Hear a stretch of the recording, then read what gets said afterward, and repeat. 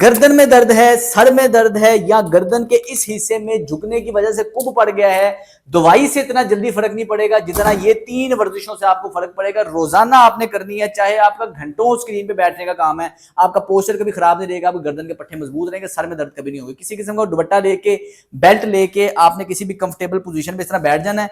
इसको अपनी गर्दन के पास, गर्दन पे इस तरह रखना है, हाथ बिल्कुल आपने इस तरह अपने सीने के साथ ऐसे जोड़ लेने हैं, बहुत ताकत से नहीं खींचना, सिर्फ इधर आपने रखना है।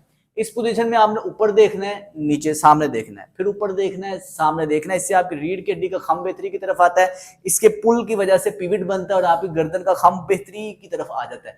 आपने करना यह है कि इसको आपने कम से कम भी 1 से 2 मिनट के लिए रोजाना सुबह शाम करना है। दूसरा काम आपने ये करना है कि आपने किसी भी दीवार के साथ इस पोजीशन में खड़े हो जाना है। आपके दोनों बाजू इस तरह कोहनी और हाथ दीवार के साथ लगे होंगे।